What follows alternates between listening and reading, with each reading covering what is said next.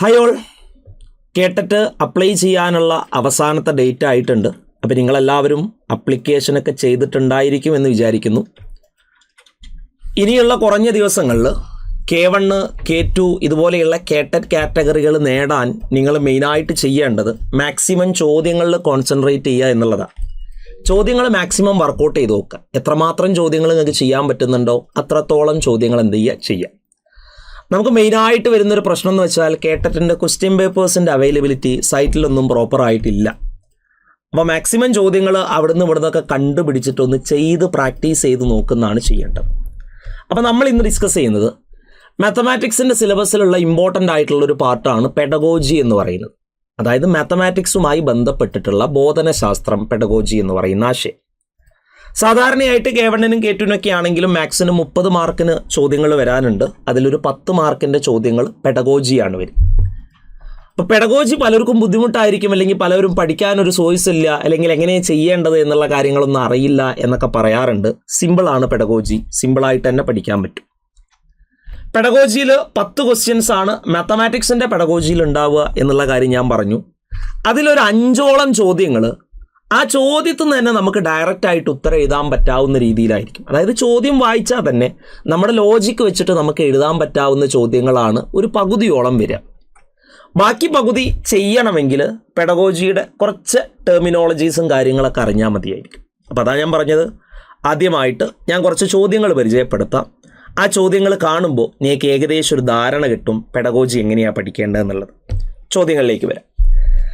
താഴെ കൊടുത്തിരിക്കുന്ന പഠന നേട്ടങ്ങളിൽ ലോവർ പ്രൈമറി ക്ലാസ്സുകളിലെ കുട്ടികൾ നേടേണ്ട പഠന നേട്ടം ഏത്? തന്നിരിക്കുന്ന ചതുരത്തിന് തുല്യ പരപ്പളവുള്ള സമചതുരം വരയ്ക്കുക. 2 മൂന്നക്ക സംഖ്യകളുടെ തുക കാണുക. എല്ലാത്തരം ജാമിതീയ രൂപങ്ങളും അവയുടെ പ്രത്യേകതകളും തിരിച്ചറിയുക. തന്നിരിക്കുന്ന അളവുകൾ ഉപയോഗിച്ച് ജാമിതീയ രൂപങ്ങൾ വരയ്ക്കുക. ഈ താഴെ പറയുന്ന 4 ഓപ്ഷനിൽ ഒരു ലോവർ പ്രൈമറി തലത്തിലുള്ള കുട്ടി പഠിക്കേണ്ട കാര്യം എന്താണെന്നാണ് ചോദിച്ചത്. ഒന്നാമത്തെ നോക്ക്, ഒരു ചതുരത്തിന് തുല്യ പരപ്പളവുള്ള സമചതുരം വരയ്ക്കുക. അത് LP ക്ലാസ്സിൽ കുട്ടികൾ പഠിക്കേണ്ട സാധനമാണോ? അല്ല. സിമ്പിളായിട്ട് ലോജിക്ക് യൂസ് ചെയ്താൽ നിങ്ങൾക്ക് ഉത്തരത്തിലേക്ക് എത്താം. 2 മൂന്നക്ക സംഖ്യകളുടെ തുക കാണുക. ഈ സംഖ്യകളും ചതുഷ്ക്രിയകൾ എന്ന് പറഞ്ഞാൽ അഡീഷൻ, സബ്ട്രാക്ഷൻ, മൾട്ടിപ്ലിക്കേഷൻ, ഡിവിഷൻ, ഇതൊക്കെ ലോവർ പ്രൈമറി ക്ലാസ്സുകളിൽ വരുന്നതാ. അപ്പോൾ 2 മൂന്നക്ക സംഖ്യകളുടെ തുക കാണുന്നത് ലോവർ പ്രൈമറി ക്ലാസ്സുകളിൽ പഠിക്കേണ്ട കാര്യമാണ്. അപ്പോൾ മിക്കവാറും ഉത്തരം ഓപ്ഷൻ ബി ആയിരിക്കും. ബാക്കിയുള്ളതോ, എല്ലാത്തരം ജാമിതീയ രൂപങ്ങളും അവയുടെ പ്രത്യേകതകളും തിരിച്ചറിയുക. അതൊക്കെ ഒരു LP ക്ലാസ്സിലെ കുട്ടികൾ ചെയ്യേണ്ട കാര്യമല്ല.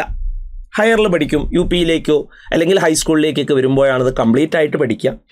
തന്നിരിക്കുന്ന അളവുകൾ ഉപയോഗിച്ച് ജാമിതീയ രൂപങ്ങൾ വരയ്ക്കുക. അതും LP ക്ലാസ്സിലേക്ക് ആവശ്യമായിട്ട് വരുന്നതല്ല. അപ്പോൾ ഇവിടെ മോസ്റ്റ് സ്യൂട്ടബിൾ ആയിട്ടുള്ള ആൻസർ 2 മൂന്നക്ക സംഖ്യകളുടെ തുക കാണുന്നത് ലോവർ പ്രൈമറി ക്ലാസ്സുകളിലെ കുട്ടികൾ അക്വയർ ചെയ്യേണ്ട കാര്യമാണ്. അപ്പോൾ ഓപ്ഷൻ ബി ആണ് റൈറ്റ് ആൻസർ. അപ്പോൾ ഇതിൻ്റെ ഉത്തരം എഴുതാനായിട്ട് നിങ്ങൾക്ക് പ്രത്യേകിച്ച് പെഡഗോജി പഠിക്കേണ്ട ആവശ്യമൊന്നുമില്ലല്ലോ. ഒരു സിമ്പിൾ ലോജിക്ക് അല്ലെങ്കിൽ ഒരു മൊറാലിറ്റി വെച്ച് നോക്കുകയാണെങ്കിൽ നിങ്ങൾക്ക് അതിൻ്റെ ഒരു ഐഡിയ കിട്ടും. അങ്ങനത്തെ ചോദ്യങ്ങൾ ഉണ്ടായിരിക്കും ഒരു 5 അതൊക്കെ എളുപ്പത്തിൽ ചെയ്യാൻ പറ്റും. കുറച്ച് ചോദ്യങ്ങളൊന്ന് പ്രാക്ടീസ് ചെയ്ത് നോക്കിയാൽ നിങ്ങൾക്ക് അതിനെക്കുറിച്ചൊരു ഐഡിയ കിട്ടും. അടുത്ത നോക്കാം. ഹരണം എന്ന ആശയത്തെ സംബന്ധിച്ച് ശരിയല്ലാത്ത പ്രസ്താവന ഏത്? തുടർച്ചയായ സങ്കലനമാണ് ഹരണം. ഗുണനത്തിൻ്റെ വിപരീതമാണ് ഹരണം. തുടർച്ചയായ വ്യവകലനമാണ് ഹരണം. തുല്യമായി വീതം വെക്കലാണ് ഹരണം. ഇതിൽ ഹരണത്തെ സംബന്ധിച്ച് ശരിയല്ലാത്ത പ്രസ്താവന ഏതെന്നാണ് പറയേണ്ടത്. ഏതൊക്കെ ശരിയാവുന്നത്? ഗുണനത്തിൻ്റെ വിപരീതമാണ് ഹരണം, അത് ശരിയല്ലേ? തുല്യമായി വീതം വെക്കലാണ് ഹരണം, അതും ശരിയല്ലേ? 10 രൂപയുണ്ട്, 2 കുട്ടികളുണ്ട്, ഓരോരുത്തർക്ക് എത്ര കിട്ടും? 10/2, 5. അപ്പോൾ തുല്യമായി വീതം വെക്കലാണ് ഹരണം, ഗുണനത്തിൻ്റെ വിപരീതമാണ് ഹരണം എന്ന് പറഞ്ഞാൽ ശരിയാ. പിന്നെ ഈ 2 ഏതോ ഒന്നാണ് ശരിയല്ലാത്തത്. തുടർച്ചയായിട്ടുള്ള സങ്കലനമാണ് ഹരണം. തുടർച്ചയായിട്ടുള്ള സങ്കലനം ഹരണമാണോ? അല്ല, അത് ഗുണനമാണ്. തുടർച്ചയായിട്ടുള്ള സങ്കലനം ഇപ്പം 5 3 പ്രാവശ്യം കുടിച്ചു, 5 + 5 + 5 15, അത് ഹരണമല്ല. 5 15 ഗുണനമാണ്. അപ്പോൾ തുടർച്ചയായിട്ടുള്ള സങ്കലനമാണ് ഹരണം എന്നുള്ളതാണ് അവിടെ ശരിയല്ലാത്ത പ്രസ്താവന. Option A is the right answer. അപ്പോൾ സ്വാഭാവികമായിട്ടും തോന്നും തുടർച്ചയായിട്ടുള്ള വ്യവകലനമാണ് ഹരണം, അത് ശരിയായിട്ടുള്ള പ്രസ്താവനയാണോ? തുടർച്ചയായിട്ട് കുറയ്ക്കുന്നതാണോ ഹരണം കിട്ടുക? നോക്ക്, 10 ഹരിക്കണം 2 എന്ന് പറഞ്ഞാൽ എന്താ? 5. ഇതെങ്ങനെയാണ് കിട്ടുക? 10ൽ എത്ര 2 ഉണ്ട്? 5 പ്രാവശ്യം. അതായത് 10ന്ന് എത്ര പ്രാവശ്യം 5 അല്ലെങ്കിൽ 2 കുറച്ചാലാണ് 0ലേക്ക് എത്തുക നോക്കിയാൽ മതി. 10ന്ന് 2 കുറച്ചാൽ 8, 8ന്ന് 2 കുറച്ചാൽ 6, 6ന്ന് 2 കുറച്ചാൽ 4, 4ന്ന് 2 കുറച്ചാൽ 2, 2ന്ന് 2 കുറച്ചാൽ 0. അപ്പോൾ 0ലേക്ക് എത്തണമെങ്കിൽ 2 5 പ്രാവശ്യം കുറയ്ക്കണം. അതുകൊണ്ട് തുടർച്ചയായിട്ടുള്ള വ്യവകലനമാണ് ഹരണം എന്ന് പറഞ്ഞാൽ അവിടെ പ്രശ്നമില്ല. അപ്പോൾ അവിടെ മോസ്റ്റ് സ്യൂട്ടബിൾ ആയിട്ടുള്ള ആൻസർ ആയിട്ട് നമുക്ക് പറയാൻ പറ്റാവുന്നത് ആരാണ്? ഓപ്ഷൻ എ ആണ്. തുടർച്ചയായിട്ടുള്ള സങ്കലനമാണ് ഹരണം. ഇതാണ് തെറ്റായിട്ടുള്ള പ്രസ്താവന. ക്ലിയർ ആണല്ലോ? മുമ്പോട്ട് പോകാം. അടുത്തത്, 0 എന്ന സംഖ്യ അവതരിപ്പിക്കുന്നതിന് ഏറ്റവും അനുയോജ്യമായ ചതുഷ്ക്രിയ ഏത്? 0 എന്ന് പറയുന്ന നമ്പർ കുട്ടികൾക്ക് ഇൻട്രൊഡ്യൂസ് ചെയ്യുന്നതിന് ഏറ്റവും സ്യൂട്ടബിൾ ആയിട്ടുള്ള ചതുഷ്ക്രിയ എന്ന് പറഞ്ഞാൽ അഡീഷൻ, സബ്ട്രാക്ഷൻ, മൾട്ടിപ്ലിക്കേഷൻ, ഡിവിഷൻ, ഇതിനെല്ലാം കൂടി നമ്മൾ ഒരുമിച്ച് വിളിക്കുന്ന പേരാണ് ചതുഷ്ക്രിയകൾ. അപ്പോൾ 0 എന്ന് പറയുന്ന നമ്പർ കുട്ടികൾക്ക് ഇൻട്രൊഡ്യൂസ് ചെയ്യുന്നതിന് ഏറ്റവും നല്ല ചതുഷ്ക്രിയ ഏതാ? ഗുണനം, ഹരണം, സങ്കലനം, വ്യവകലനം. ഡിഫറൻസ് അല്ലേ?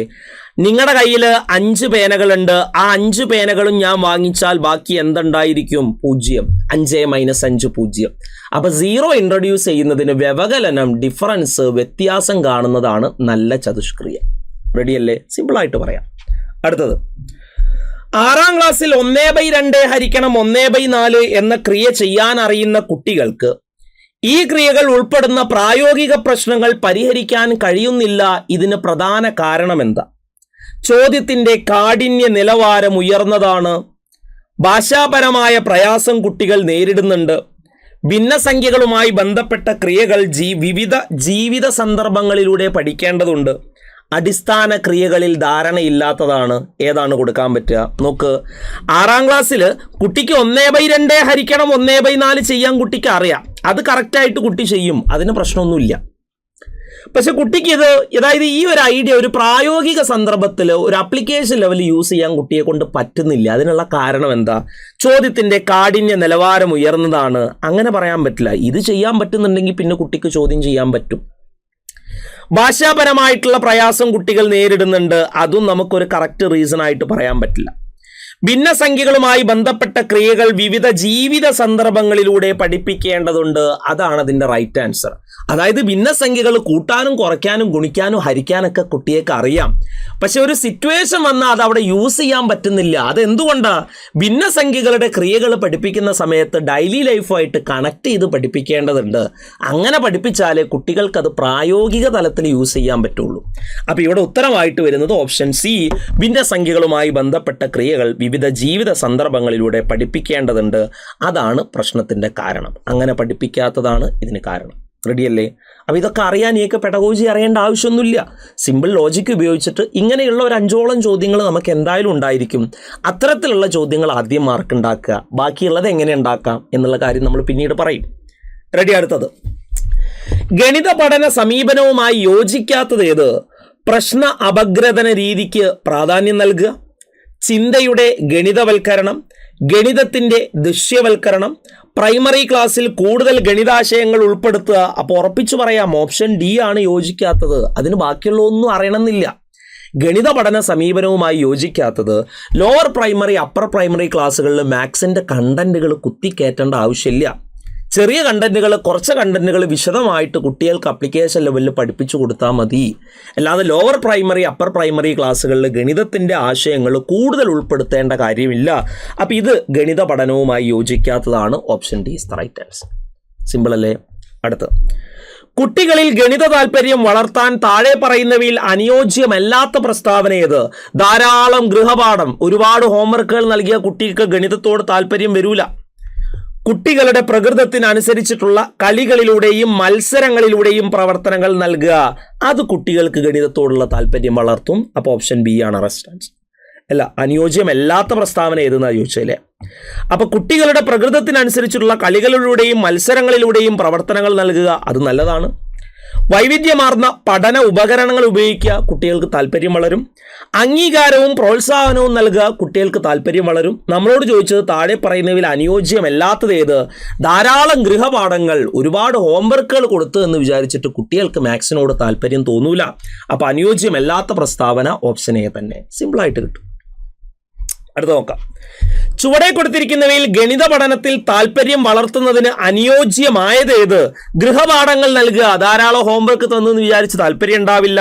ഗണിത കളികൾ നൽകുക, അത് കുട്ടിക്ക് താല്പര്യം ഉണ്ടാക്കും. ചോദ്യങ്ങൾ ചോദിക്കുക, താല്പര്യം ഉണ്ടാകണം നിർബന്ധമില്ല.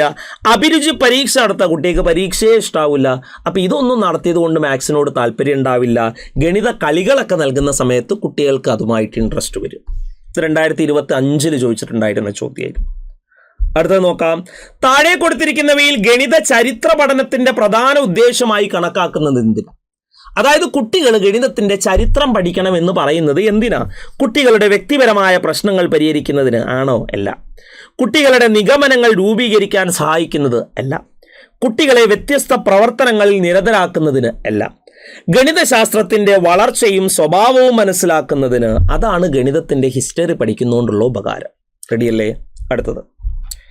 ചുവടെ കൊടുത്തിരിക്കുന്നവയിൽ ഒരു നല്ല ഗണിത അധ്യാപികയുടെ ക്ലാസ്സിൽ സ്വീകരിക്കേണ്ട രീതി എന്താ? ധാരാളം ഗൃഹപാഠങ്ങൾ നൽകുക, തെറ്റ. എല്ലാ പ്രശ്നങ്ങളും ടീച്ചർ സ്വയം നിർദ്ധാരണം ചെയ്തു കൊടുക്കുക, തെറ്റ.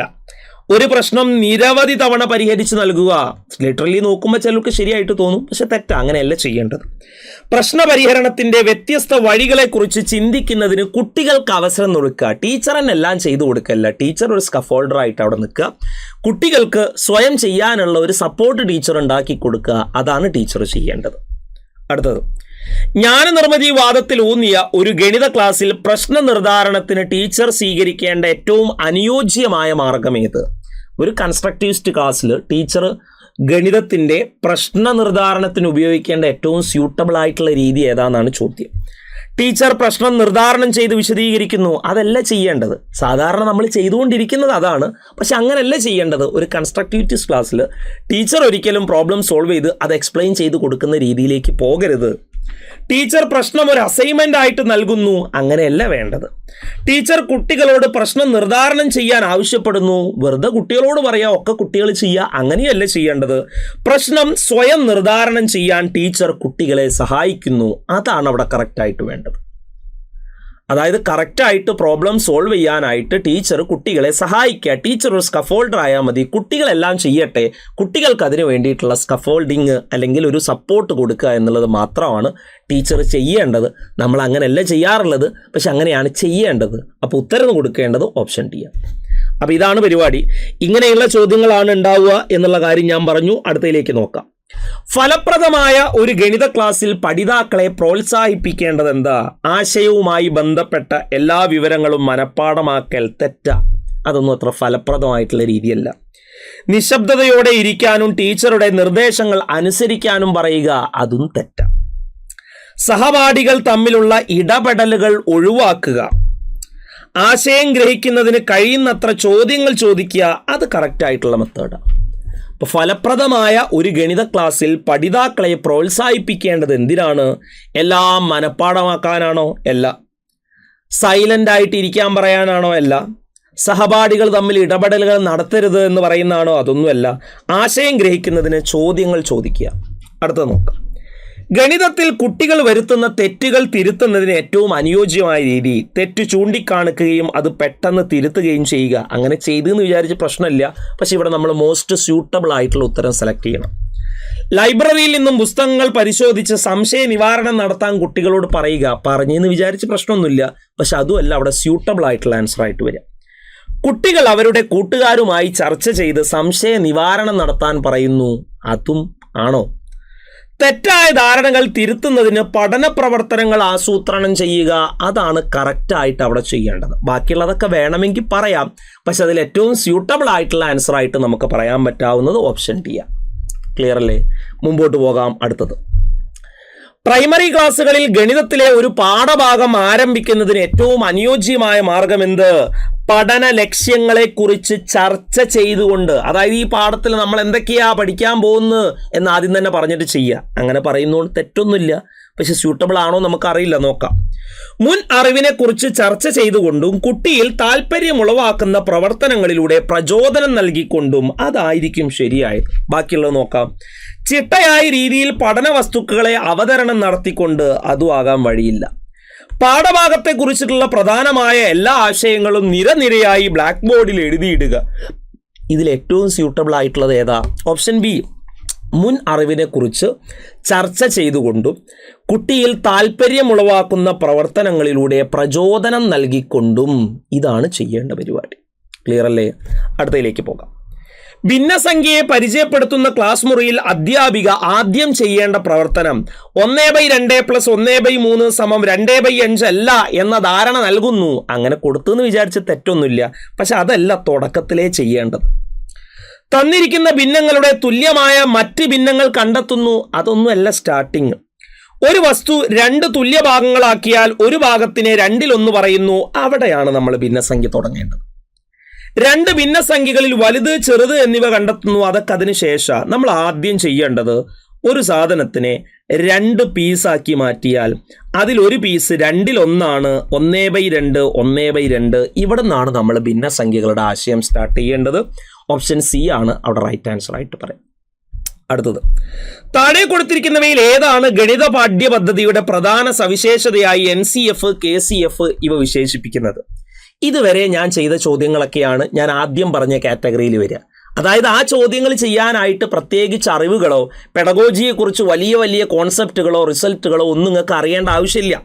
സിമ്പിളായിട്ട് ചോദ്യം വായിച്ച് നമ്മുടെ ലോജിക് ഉപയോഗിച്ചിട്ട് നമുക്ക് എഴുതാൻ പറ്റാവുന്ന ഉത്തരങ്ങളാണ് ഒട്ടുമിക്ക ചോദ്യങ്ങളും പെഡഗോജിന്ന് കുറച്ച് ഭാഗത്ത് വരിക. ബാക്കിയുള്ള ഭാഗത്തിലെ കുറച്ച് ചോദ്യങ്ങൾ ചെയ്യണമെങ്കിൽ പെഡഗോജിയുമായി ബന്ധപ്പെട്ടിട്ടുള്ള കുറച്ച് കണ്ടന്റുകൾ വേണം. ഇനി നമ്മൾ കണ്ടന്റ് ഓറിയന്റഡ് ആയിട്ടുള്ള അങ്ങനത്തെ ചോദ്യങ്ങളൊന്ന് ചെയ്തു നോക്കാം. ശരി, ഒന്നാമത്തെ ചോദ്യം, താഴെ കൊടുത്തിരിക്കുന്നവയിൽ ഏതാണ് ഗണിത പാഠ്യപദ്ധതിയുടെ പ്രധാന സവിശേഷതയായി NCFും KCFും പറയുന്നത്? അതായത് കേരള കരിക്കുലം ഫ്രെയിംവർക്ക് അല്ലെങ്കിൽ നാഷണൽ കരിക്കുലം ഫ്രെയിംവർക്ക് NCFും KCFും ഗണിത പാഠ്യപദ്ധതിയുടെ പ്രധാന സവിശേഷതയായിട്ട് പറയുന്നത് ആരാന്ന് നോട്ട് ചെയ്ത് വെച്ചോ. അത് സാധാരണ ചോദിക്കാറുണ്ട്. ചിന്തയുടെ ഗണിതവൽക്കരണത്തിന് അവസരം നൽകുക. ഇതാണ് KCFിലും NCFിലും ഗണിത പാഠ്യപദ്ധതിയുടെ പ്രധാന സവിശേഷതയായിട്ട് പറയുന്നത്. ഇടക്കിടക്ക് ചോദിക്കാറുണ്ട് ചിന്തയുടെ ഗണിതവൽക്കരണം. ആ പേരോർക്കുക.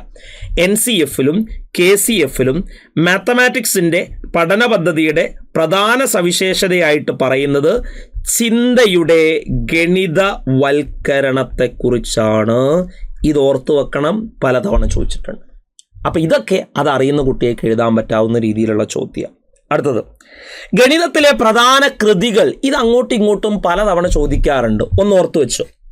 ഗണിതത്തിലെ പ്രധാന കൃതികൾ: ലീലാവതി എന്ന കൃതി ഭാസ്കരാചാര്യർ എഴുതിയതാണ്. ബീജഗണിത ഭാസ്കരാചാര്യരുടേതാണ്.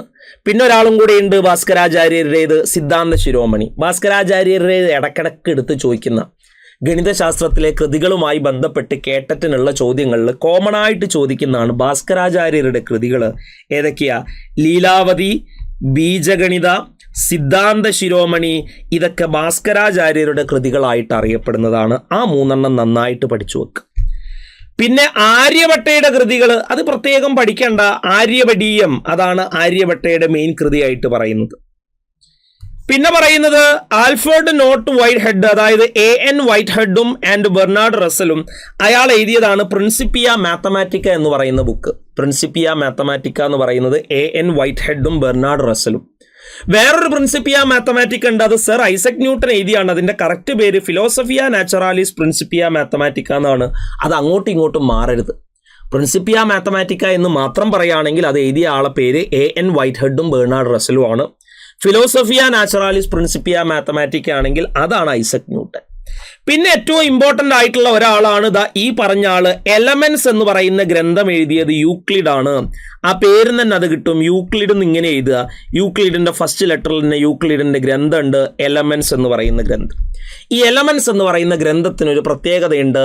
മാത്തമാറ്റിക്സിന്റെ ബൈബിൾ എന്നറിയപ്പെടുന്ന അല്ലെങ്കിൽ ഗണിതശാസ്ത്രത്തിന്റെ ബൈബിൾ എന്നറിയപ്പെടുന്ന ഗ്രന്ഥമാണ് എലമെന്റ്സ്. പിന്നുള്ളത് എ മാത്തമാറ്റീഷ്യൻസ് അപ്പോളജി എന്ന് പറയുന്നത് GH ഹാർഡി എഴുതിയതാണ്. അതായത് നമ്മുടെ രാമാനുജന്റെ ഫ്രണ്ടായിട്ടുള്ള GH ഹാർഡി. രാമാനുജൻ നമ്പർ ഓർമ്മയുണ്ടല്ലോ, 1729 രാമാനുജന്റെ നമ്പർ എന്നറിയപ്പെടുന്നത്. രാമാനുജൻ ജനിച്ച ദിവസം ഡിസംബർ 22 ദേശീയ ഗണിതശാസ്ത്ര ദിനമായിട്ട് ആചരിക്കുന്നുണ്ട്. അതൊക്കെ ഓർമ്മ വേണം. എലമെന്റ്സ് ഓഫ് ആൽജിബ്ര അത് എഴുതിയത് ഓയിലർ ആണ്. Discourse on method René Descartes എഴുതിയതാണ്. ആ ഡെക്കാർട്ടിൽ എന്ന് പറയുന്ന പേരിൽ തന്നെ ഉണ്ടായിരിക്കും ഡെസ്കാർട്ട് എന്നാണ് എഴുതുക. ഡെക്കാർട്ട് ഡെക്കാർട്ട് എന്നാണ് വായിക്കുക. അവിടെ നിന്ന് ആ പേര് കിട്ടും. ഡിസ്കോഴ്സ് ഓൺ മെത്തേഡ് റെനെ ഡെക്കാർട്ടിൻ്റെ കൃതികളാണ്. ഇതൊക്കെ ബേസ് ചെയ്ത് കുറേ ചോദ്യങ്ങൾ വരാറുണ്ട്. അപ്പോൾ ഒന്ന് നോക്കാം എങ്ങനെയാണ് ചോദ്യങ്ങൾ വരിക. ഗണിതശാസ്ത്രത്തിലെ ബൈബിൾ എന്നറിയപ്പെടുന്ന ഗ്രന്ഥം എലമെന്റ്സ് ആണ്. എഴുതിയ ആളുടെ പേര് യൂക്ലിഡ്. ബീജഗണിത, ലീലാവതി, ആര്യഭടീയം. ബീജഗണിതയും ലീലാവതിയും ഭാസ്കരാചാര്യർ എഴുതിയതാണ്. ആര്യഭടീയം ആര്യഭട്ടയുടേതാണ്. പ്രിൻസിപ്പിയ മാത്തമാറ്റിക്ക എന്ന പുസ്തകം രചിച്ചതാര്? A.N. വൈറ്റ്ഹെഡും ബെർണാഡ് റസലും ആണ്. Option A is right answer. Isaac ന്യൂട്ടനും G.W. ലെബനീസും എഴുതിയ പ്രിൻസിപ്പിയ മാത്തമാറ്റിക്ക അല്ല, അതിന് വേറൊരു പേരും കൂടെ ഉണ്ട്. അതുകൊണ്ട് ഇവിടെ കറക്റ്റ് ആയിട്ടുള്ള ആൻസർ ഓപ്ഷൻ എ ആണ്. യൂക്ലിഡിന്റെ പ്രശസ്തമായിട്ടുള്ള ഗ്രന്ഥം എലമെന്റ്സ്, അതറിയപ്പെടുന്നത് എന്താണ്? അതറിയപ്പെടുന്നത് മാത്തമാറ്റിക്സിന്റെ ബൈബിൾ എന്ന് പറയുന്ന പേരില്ല. പ്രിൻസിപ്പിയ മാത്തമാറ്റിക്ക എഴുതിയതാരാ? A.N. വൈറ്റ്ഹെഡും ബെർണാഡ് റസലും ആണ്. അനന്തതയെ അറിഞ്ഞ മനുഷ്യൻ, the man who knew infinity എന്ന് പറയുന്നത് രാമാനുജനെ കുറിച്ച് എഴുതിയ ബയോഗ്രഫിയാണ്. രാമാനുജൻ എഴുതിയതല്ല, രാമാനുജനെ കുറിച്ച് എഴുതിയ ബയോഗ്രഫിയാണ് the man who knew infinity, അനന്തതയെ അറിഞ്ഞ മനുഷ്യൻ എന്ന് പറയപ്പെടുന്നത്. ലീലാവതി ഭാസ്കരാചാര്യരുടെ മാത്തമാറ്റിക്സിന്റെ കൃതിയാണ്. അടുത്ത്, ദേശീയ ഗണിതശാസ്ത്ര ദിനം ഡിസംബർ 22 ഡിസംബർ 22 രാമാനുജന്റെ ജന്മദിനത്തിന് പ്രഖ്യാപിച്ചാണ്, അല്ലെങ്കിൽ അതിനെ ബേസ് ചെയ്തിട്ടാണ് ദേശീയ ഗണിതശാസ്ത്ര ദിനം ആചരിക്കാറുള്ളത്. Option A is the right answer. Lilavati എന്ന പ്രശസ്ത ഗ്രന്ഥം രചിച്ചതാര്? ഭാസ്കരാചാര്യയാണ് ലീലാവതി രചിച്ചത്. പിന്നെയോ സിദ്ധാന്ത ശിരോമണി എന്ന പുസ്തകം രചിച്ചതാര്? ഭാസ്കരാചാര്യരാണ്. ബീജഗണിത എന്ന പ്രശസ്ത ഗ്രന്ഥം രചിച്ചത് ഭാസ്കരാചാര്യരാണ്. ഡിസ്കോഴ്സ് ഓൺ മെത്തേഡ് എന്ന ഗണിതശാസ്ത്ര ഗ്രന്ഥം എഴുതിയത് യൂക്ലിഡ് അല്ല, റെനെ ഡെക്കാർട്ട്. റെനെ ഡെക്കാർട്ട് ആണ് ഡിസ്കോഴ്സ് ഓൺ മെത്തേഡ് എന്ന് പറയുന്ന ഗണിതശാസ്ത്ര ഗ്രന്ഥം എഴുതിയത്. അപ്പം ഇങ്ങനെയൊക്കെ ചോദ്യങ്ങൾ വരും, അതിനൊക്കെ കറക്റ്റായിട്ട് പഠിക്കാം. അടുത്തത് നോക്കാം. ചുവടെ കൊടുത്തിരിക്കുന്നവയിൽ തെറ്റായ ജോഡി ഏത്? ഭാസ്കരാചാര്യ എഴുതിയതാണ് ലീലാവതി, അത് ശരിയാ. യൂക്ലിഡിന്റെ ഫേമസ് ആയിട്ടുള്ള ബുക്കാണ് എലമെന്റ്സ്, മാത്തമാറ്റിക്സിന്റെ ബൈബിൾ. നീലകണ്ഠ സോമയാജി എഴുതിയതാണ് തന്ത്ര സംഗ്രഹം. നമുക്കറിയില്ല, നമുക്ക് നോക്കാം തെറ്റാണോ ശരിയാണോ എന്നുള്ളത്. ആര്യഭടൻ എഴുതിയതാണ് സിദ്ധാന്ത ശിരോമണി, അത് തെറ്റായിട്ടുള്ളതാണ്. കാരണം സിദ്ധാന്ത ശിരോമണി എന്ന് പറഞ്ഞാൽ ആരുടേതാണ്? ഭാസ്കരാചാര്യരുടേതാണ്. Therefore option D is the right answer. അപ്പം ഇങ്ങനെയുള്ള ചോദ്യങ്ങളൊക്കെ ഇവിടെ നിന്ന് എന്ത് ചെയ്യാറുണ്ട്? കയറി വരാറുണ്ട്. അപ്പം മനസ്സിലാക്കുക, ഇത്രയും ചോദ്യങ്ങളാണ് നമ്മൾ ഇന്ന് ഡിസ്കസ് ചെയ്യുന്നത്. ഇതേപോലെ പെഡഗോജിയിൽ കണ്ടന്റ് അറിഞ്ഞു പഠിക്കേണ്ട കുറച്ച് ചോദ്യങ്ങളുണ്ട്, അതൊക്കെ നമുക്ക് അടുത്ത വീഡിയോയിൽ ഡിസ്കസ് ചെയ്യാം. പെഡഗോജിയിൽ പഠിക്കാൻ സിമ്പിളാണ്, കാര്യങ്ങൾ ഓർത്ത് വെക്കുക. ഡയറക്റ്റായിട്ട് ചെയ്യാനുള്ള ഒരുപാട് ചോദ്യങ്ങളുണ്ടാകും, അത് പഠിക്കാൻ ആദ്യം നോക്കുക. ഡയറക്റ്റായിട്ട് ചെയ്യാൻ പറ്റാത്ത കുറച്ച് ചോദ്യങ്ങളുണ്ട്, അതിന് കുറച്ച് കണ്ടന്റുകൾ പഠിച്ചു വെക്കുക. ആ കണ്ടന്റാണ് സ്ഥിരമായിട്ട് ചോദിക്കാറുള്ളത്. അതിലൊന്നാണ് ഈ ടൈപ്പിലുള്ള ചോദ്യം, എഴുതിയ ആളുടെ പേരുകളെ ബന്ധപ്പെടുത്തിയിട്ടുള്ള ചോദ്യം. ഇനി ഒരുപാട് ചോദ്യങ്ങളുണ്ട്, ആ ചോദ്യങ്ങളൊക്കെ നമുക്ക് നെക്സ്റ്റ് വീഡിയോയിൽ ഡിസ്കസ് ചെയ്യാം. അപ്പം ഞാൻ നിർത്തുന്നു. Thank you all.